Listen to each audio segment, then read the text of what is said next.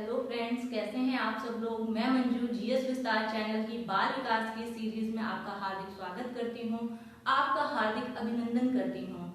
जैसा कि हमने पिछली क्लासेस में पढ़ा कि मनोविज्ञान क्या है, मनोविज्ञान के ऐतिहासिक विकास के क्रम की बात की, मनोविज्ञान में जितने भी मुख्य संप्रदाय थे उन संप्रदायों के विषय में हमने पूरी तरह से पढ़ा और बाल विकास के बारे में भी हमने थोड़ी सी जानकारी प्राप्त की। अब हमने ये बोला था कि कुछ महत्वपूर्ण क्वेश्चंस यानी कि जो बहुत ही आपके एग्जाम में पूछे गए हैं, चाहे वो सीटेट हो चाहे आपका यूपीटेट हो, उसमें जो भी क्वेश्चंस अभी तक आए हैं, जितना मैंने पढ़ाया है उनमें से जितना भी पूछा गया है आज मैं उसे सॉल्व कराऊंगी। तो हम शुरू करते हैं, स्टार्ट करते हैं। हमारा जो पहला क्वेश्चन है, संवेग की प्रकृति निम्नलिखित में से कौन से कथन से सही रूप में प्रकट होती है। संवेग की प्रकृति निम्नलिखित में से कौन से कथन से सही रूप में प्रकट होती है। हमने संवेगों के बारे में बताया था, मानव की जो उत्तेजित दशा होती है वो संवेग कहलाती है। तो उत्तेजना का प्रकाशन यानी अंदर से बाहर भावों का स्पष्ट दिखाई देना संवेग कहलाते हैं। और हमने ये भी बताया था कि जो विलियम मैकडूगल बहुत ही फेमस मनोवैज्ञानिक हैं, उन्होंने मूल प्रवृत्तियों की संख्या 14 बताई है और प्रत्येक मूल प्रवृत्ति से कोई ना कोई संवेग अवश्य जुड़ा रहता है। तो क्वेश्चन भी पूछा है, संवेग से रिलेटेड पूछा गया है। तो इसमें पूछा गया संवेग की प्रकृति निम्नलिखित में से कौन से कथन से सही रूप से प्रकट होती है।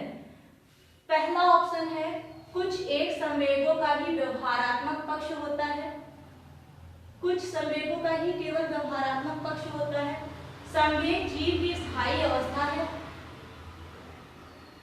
संवेगात्मक प्रकटीकरण को अधिगम द्वारा परिवर्तित नहीं कर सकते हैं। ध्यान से बिल्कुल पढ़िएगा। प्रत्येक संवेग के साथ एक भावना निहित होती है, प्रत्येक संवेग के साथ एक भावना निहित होती है। विलियम मैकडूगल जी ने जो 14 मूल प्रवृत्तियां बताई हैं उनमें ये भी बताया है कि प्रत्येक संवेग के साथ में एक उसकी मूल प्रवृत्ति जुड़ी होती है। यानी कि ये लाइन बिल्कुल पूरी तरह से सही है कि प्रत्येक संवेग के साथ एक भावना निहित होती है, जिसे हम क्या बोलते हैं, मूल प्रवृत्ति बोलते हैं, जिसे हम मूल प्रवृत्ति बोलते हैं। तो हमारा ऑप्शन क्या होगा, ऑप्शन नंबर डी। नेक्स्ट आते हैं, मैस्लो का सिद्धांत किस पर आधारित है। हमने पढ़ाया था आवश्यकता या मांग का सिद्धांत अब्राहम मैस्लो ने दिया था। और आवश्यकता या मांग के सिद्धांत का प्रतिपादन करता कौन होते हैं, अब्राहम मैस्लो महोदय। यानी कि पूछा क्वेश्चन है, मैस्लो का सिद्धांत किस पर आधारित है, भावनाओं पर, इच्छाओं पर, आवश्यकताओं पर, कार्यों पर। तो अब्राहम मैस्लो का सिद्धांत ही आवश्यकता या मांग का सिद्धांत। तो इसमें ऑप्शन क्या हो जाएगा, आवश्यकता। हमने भावना, इच्छा और कार्य नहीं पढ़े थे, इसलिए हमने जो भी पढ़ा उससे रिलेटेड देखा, यहाँ आवश्यकता दिया हुआ है, ऑप्शन में आवश्यकता मिल गया है। तो अब्राहम मैस्लो का जो सिद्धांत है आवश्यकता या मांग का सिद्धांत डायरेक्ट पूछा गया है। मनोविज्ञान की प्रथम प्रयोगशाला किसने स्थापित की। मनोविज्ञान की प्रथम प्रयोगशाला किसने स्थापित की। तो मनोविज्ञान की प्रथम प्रयोगशाला बताया था हमने जब ऐतिहासिक विकास के क्रम की जब बात की थी तब भी बताया था।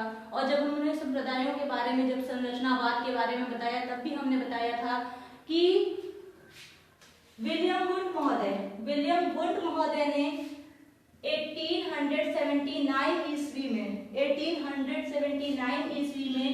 जर्मनी के लिप्जिंग शहर में प्रथम प्रयोगशाला की स्थापना की, जिसे आज हम वर्तमान में कार्ल मार्क्स विश्वविद्यालय के नाम से जानते हैं। तो मनोविज्ञान की प्रथम प्रयोगशाला किसने स्थापित की, मनोविज्ञान की प्रथम प्रयोगशाला विलियम वुंड महोदय जी ने स्थापित की। ये डायरेक्ट क्वेश्चन आपका पूछा गया है। नेक्स्ट क्वेश्चन है, गेस्टाल्ट मनोविज्ञान की आधारशिला किसने रखी थी। गेस्टाल्ट मनोविज्ञान, जिसे हम समग्रवाद या संपूर्णवाद के नाम से भी जानते थे, और इसके जो पूछा गया है कि गेस्टाल्ट मनोविज्ञान की आधारशिला किसने रखी। ऑप्शन में दिया हुआ है Franz Brentano, max वर्दीमर, Edgar Rubin और कर्ट लेविन। तो इसके जो प्रतिपादनकर्ता थे गेस्टाल्ट मनोविज्ञान के, वो कौन थे? मैक्स वर्दीमर। ये कर्ट लेविन इनके समर्थनकर्ता थे, कोहलर थे। तो हमने देखा कि ये गेस्टाल्टवाद से रिलेटेड एक क्वेश्चन यहाँ पे पूछा गया है, ठीक है। इन्होंने बताया था, यानी समग्रवाद का सिद्धांत भी दिया। इन्होंने समग्रवाद या संपूर्णवाद जिसे हम बोलते हैं, बोला था कि जब तक हमें पूरी समस्या नहीं पता होगी तब तक हम उसका सॉल्यूशन नहीं निकाल सकते हैं। तो इसी सिद्धांत के प्रतिपादनकर्ता कौन है? मैक्स वर्दीमर महोदय जी। नेक्स्ट आता है क्षेत्र सिद्धांत निम्न में से किस वर्ग का योगदान है? क्षेत्र सिद्धांत, देखिए इसी चीज को दूसरे वे में भी पूछ लिया है। क्षेत्र सिद्धांत तो व्यवहारवादियों का, संरचनावादियों का, गेस्टाल्टवादियों का या मनोविश्लेषणवादियों का। तो इसमें से क्या हो जाएगा? क्षेत्र सिद्धांत किसने दिया था? क्षेत्र सिद्धांत के बारे में गेस्टाल्टवादियों ने दिया था। यही इसी क्वेश्चन को दूसरे वे से पूछ लिया है। तो यहाँ पे आपने देखा कि जितने भी क्वेश्चन पूछे गए हैं वो सभी आपको आते होंगे। अगर आपने मेरी पिछली क्लासेस पढ़ी होंगी तो आप सारे क्वेश्चन इजिली कर चुके होंगे। अब हम नेक्स्ट और आगे क्वेश्चंस की बात करते हैं।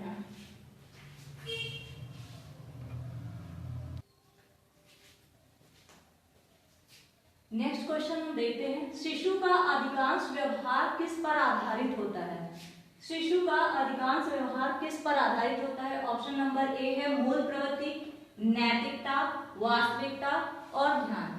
तो इसमें है शिशु का जो अधिकांश व्यवहार होता है वो उसकी मूल प्रवृत्ति पर आधारित होता है। यानी कि अभी हमने बताया था कि विलियम मैकडूगल महोदय जी ने 14 मूल प्रवृत्तियों के बारे में बात की है जो जन्मजात होती हैं, उन्होंने बताया। और प्रत्येक मूल प्रवृत्ति के साथ कोई ना कोई संवेग अवश्य जुड़ा होता है। तो यानी कि पूछा कि शिशु का अधिकांश व्यवहार किस पर आधारित होता है, तो वो उसकी मूल प्रवृत्ति पर, क्योंकि मूल प्रवृत्तियां जो होती हैं वो जन्मजात होती हैं। बाल मनोविज्ञान का क्षेत्र है, हमने बताया था, बाल मनोविज्ञान के विषय में भी पूरी बात बताई थी और हमने कुछ परिभाषाएं भी आपको ट्रिक के माध्यम से याद कराई थी, शायद अभी याद आ जाएगा। तो बाल मनोविज्ञान का क्षेत्र है केवल शैशवावस्था की विशेषताओं का अध्ययन, दूसरा है केवल गर्भावस्था की विशेषताओं का अध्ययन, केवल बाल्यावस्था की विशेषताओं का अध्ययन, और डी ऑप्शन है गर्भावस्था से लेकर किशोरावस्था तक की विशेषताओं का अध्ययन। क्या कहलाता है? बाल मनोविज्ञान कहलाता है। क्रो एंड क्रो की डेफिनेशन आप देखिएगा, उन्होंने यही बताया था कि गर्भावस्था से लेकर किशोरावस्था तक की विशेषताओं का अध्ययन हम जिस शाखा के अंतर्गत करते हैं वो बाल मनोविज्ञान कहलाता है। नेक्स्ट हम बात करते हैं, क्वेश्चन है फ्राइड के अनुसार हमारे मूल्यों का आंतरिकरण कहाँ होता है? हमारे मूल्यों का आंतरिकरण कहाँ होता है? सिगमंड फ्राइड महोदय जी ने हमारे मन को 3 भागों में विभाजित किया, अचेतन मन, अर्धचेतन मन और चेतन मन। अर्धचेतन मन यानी कि उससे हमारे मन से रिलेटेड 3 व्यक्तित्व के विषय में भी बताया। यानी कि जो अचेतन मन होता है उससे हमारा इदम जुड़ा होता है, अर्धचेतन मन से हमारा अहम जुड़ा होता है और चेतन मन से हमारा परम अहम जुड़ा होता है। यानी कि जो अचेतन मन होता है वो आनंद के नियम पर कार्य करता है, अर्धचेतन मन जो होता है वो वास्तविकता के नियम पर कार्य करता है और जो हमारा चेतन मन होता है वो नैतिकता के मूल्य पर काम करता है, नियम पर कार्य करता है। तो इन्होंने हमारे मूल्यों के विषय में पूछा है, यानी कि नैतिकता, नैतिकता का नियम, नैतिकता का नियम आंतरिकरण कहाँ होता है? इदम, इदम यानी कि ये तो हमारे किसकी बात हो गई? अचेतन मन की, अहम यानी कि अर्धचेतन मन की, और ये परा अहम यानी कि हमारे चेतन मन की बात हो रही है, हमारे चेतन मन की बात। तो आंसर क्या होगा? फ्राइड के अनुसार हमारे मूल्यों का आंतरिकरण कहाँ होता है? परा अहम में। आपको समझ में आ गया होगा। किस व्यवहारवादी ने, नेक्स्ट क्वेश्चन है, किस व्यवहारवादी ने कहा मुझे नवजात शिशु दे दो, मैं उसे डॉक्टर, वकील, चोर या जो चाहूं बना सकता हूं? ये मैंने कई बार बताया, आपको याद भी हो चुकी होगी। तो किसने बताया था? बहुत ही फेमस व्यवहारवादी हैं जेबी वॉटसन महोदय जी, उन्होंने ये लाइन बोली है, उन्हीं का ये कथन है। तो हम डायरेक्ट जेबी वॉटसन, यानी कि ऑप्शन क्या होता है? Freeman, Newman, Watson, होल्जिंगर।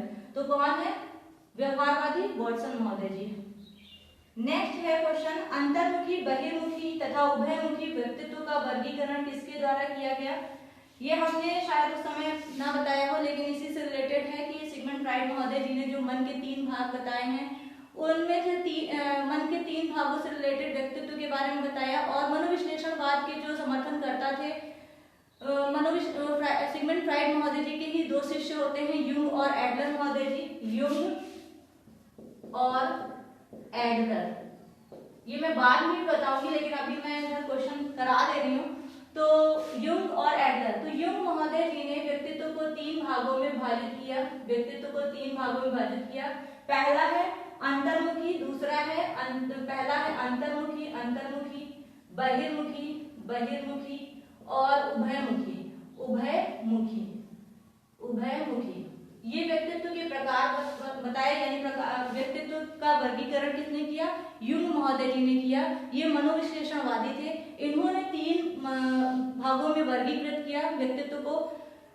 पहला अंतर्मुखी, दूसरा बहिर्मुखी और तीसरा है उभयमुखी। यानी कि अंतर्मुखी का मतलब होता है बहुत ही बच्चे शांत रहते हैं, किसी से ज्यादा बात नहीं करते हैं, इस टाइप के जो प्रवृत्ति वाले लोग होते हैं अंतर्मुखी व्यक्तित्व वाले कहलाते हैं। बहिर्मुखी का मतलब होता है बहुत ज्यादा सबसे फ्रैंक होते हैं, सबसे बात करते हैं, बहुत ही मिलनसार प्रवृत्ति के होते हैं, देखा होगा आप सबने। तो इस टाइप के व्यक्तित्व वाले लोग जो होते हैं वो बहिर्मुखी व्यक्तित्व के कहलाते हैं। और उभयमुखी यानी कि दोनों प्रकार की जिसमें क्वालिटीज पाई जाती हैं, उभयमुखी। तो यूंग महोदय जी ने व्यक्तित्व का जो वर्गीकरण किया है वो 3 प्रकार से किया है, अंतर्मुखी, बहिर्मुखी तथा उभयमुखी। इसलिए मैंने इसको अभी आपको समझा दिया। अब हम आगे कुछ और क्वेश्चंस के बारे में डिस्कस करेंगे।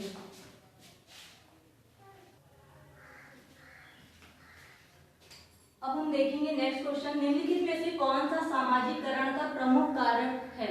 सामाजिकरण का प्रमुख कारक है। फिलहाल ये आपके बाल मनोविज्ञान बाल विकास में पूछा गया था, तो इसको भी मैं बता देती हूँ। ये मैंने पर्यावरण में आपका कॉन्सेप्ट क्लियर भी किया है। तो निम्नलिखित में से कौन सा सामाजिकरण का प्रमुख कारक है? कंप्यूटर, आनुवांशिकता, राजनीतिक दल या परिवार? कंप्यूटर का समाजीकरण से कोई लेना देना नहीं। आनुवांशिकता का समाजीकरण से समाज के संपर्क में बच्चा आता है। तो सबसे पहले कहाँ पे? परिवार में, यानी कि परिवार के अंदर ही, परिवार में जब बालक जन्म लेता है तो उसके अंदर सामाजिकरण की भावना का विकास होता है, लोगों के बीच में संपर्क में आता है, तब उसके अंदर सामाजिकरण की भावना का विकास होता है। तो जो इसका आंसर होगा वो कौन सा होगा? ऑप्शन नंबर डी, यानी परिवार। नेक्स्ट क्वेश्चन है, निम्नलिखित में से कौन सा मत अंतःदृष्टि या सूझ द्वारा सीखने की व्याख्या करता है? अंतःदृष्टि या सूझ द्वारा सीखने की व्याख्या करता है मनोविश्लेषणवाद, व्यवहारवाद, संबंधवाद या गेस्टाल्टवाद। तो इसमें हमने बताया था अंतर्दृष्टि या सूझ का सिद्धांत गेस्टाल्टवाद में मिलता है, यानी कि जिसके जनक अभी हमने बताए मैक्स वर्दिमर महोदय जी हैं। तो इसे हम संपूर्णवाद या क्षेत्रवाद के नाम से भी जानते हैं। तो किसने दिया था? सूझ या अंतर्दृष्टि या सूझ का सिद्धांत, यानी कि गेस्टाल्टवादियों ने दिया था। नेक्स्ट है, सीखने के नियम किसने दिए? सीखने के नियम हमने बताए थे कि सीखने के नियम थॉर्नडाइक महोदय जी ने सीखने के 8 नियम दिए हैं, जिसमें से 3 मुख्य नियम दिए हैं और 5 जो है वो गौड़ नियम दिए हैं। तो इसमें हमने पहले ही बताया था, और हम आगे जब आपको इसका प्रयोग बताएंगे कि इन्होंने भूखी बिल्ली पे अपना प्रयोग किया था, उसमें भी हम विस्तार पूरी चर्चा करेंगे। लेकिन अभी ये क्वेश्चन मेरे सामने आया तो मैंने इसको यहाँ पे ही डिस्कस करने की कोशिश की कि सीखने के नियम किसने दिए? पावलोव, स्किनर, थॉर्नडाइक या कोहलर महोदय। तो इसमें कौन हो जाएंगे? थॉर्नडाइक महोदय। ठीक है। नेक्स्ट है, बाल मनोविज्ञान का केंद्र बिंदु होता है। बाल मनोविज्ञान में हम किसका अध्ययन करते हैं? भ्रूणावस्था से लेकर किशोरावस्था के मध्य में बालक में जो भी विकास के क्रमिक परिवर्तन देखने को मिलते हैं उनके बारे में हम पढ़ते हैं। तो जाहिर सी बात है, जो बाल मनोविज्ञान में जो केंद्र बिंदु होगा वो कौन होगा? बालक होगा। तो हम इसको देखेंगे, अच्छा शिक्षक नहीं, बालक इसका केंद्र बिंदु होता है। शिक्षण प्रक्रिया से कोई मतलब नहीं, शिक्षण प्रक्रिया विद्यालय। तो इसमें क्या हो जाएगा? Answer number B. नेक्स्ट है, संवेग शब्द का शाब्दिक अर्थ। देखिए, संवेग से रिलेटेड कई क्वेश्चन बार बार पूछे जाते हैं, तो आपको ये बहुत ही इसका कॉन्सेप्ट पूरी तरह से क्लियर होना चाहिए। तो संवेग शब्द का शाब्दिक अर्थ है क्रोध और भय, स्नेह तथा प्रेम, उत्तेजना या भावों में उथल पुथल या नन ऑफ दिस, इनमें से कोई नहीं। तो क्या होगा? उत्तेजना या भावों में उथल पुथल, यानी कि मानव की जो उत्तेजित दशा होती है उसी को हम क्या बोलते हैं? यानी कि उसको हम संवेग बोलते हैं। तो यहाँ पे ऑप्शन नंबर क्या हो जाएगा? सी हो जाएगा। नेक्स्ट है, सीखने के नियम किसने दिए? सीखने के नियम किसने दिए? ये 2 बार शायद रिपीट हो गया है, सॉरी। तो देखा आपने बाल मनोविज्ञान का क्षेत्र कई बार पूछा है, 4-5 बार मैंने तो खुद भी देखा है। आप भी बुक्स देखिएगा, यानी प्रीवियस ईयर के क्वेश्चन पेपर देखिएगा, उसमें जितने भी क्वेश्चन आए हुए हैं आप उसको देखिए एक बार। जितना मैंने पढ़ाया उनमें से जो भी क्वेश्चन आपके सामने आ रहे हैं उनको पहले करते रहिए, प्रैक्टिस कीजिए। और अगर आपको लगता है, अभी भी लगता है कि किसी क्वेश्चन में आपको प्रॉब्लम आ रही है, तो आप हमें कमेंट करके बताएं। हम सारे क्वेश्चन के सॉल्यूशन ठीक से पूरे विस्तार से बताएंगे, एक्सप्लेन करेंगे। तो आज के लिए मेरा यहीं तक महत्वपूर्ण जितने भी प्रश्न उत्तर थे, और आगे आने वाले समय में फिर से और भी क्वेश्चन लाऊंगी आपके सामने। तो थैंक यू क्लास। अगर आपको मेरा वीडियो अच्छा लगा हो तो प्लीज़ लाइक कीजिए, शेयर कीजिए, एंड अगर आपने मेरा चैनल सब्सक्राइब नहीं किया है तो प्लीज़ इसे सब्सक्राइब कीजिए। बेल आइकन की बेल को प्रेस कीजिए ताकि आगे आने वाले सभी वीडियोस आपको टाइम पे मिलते रहें।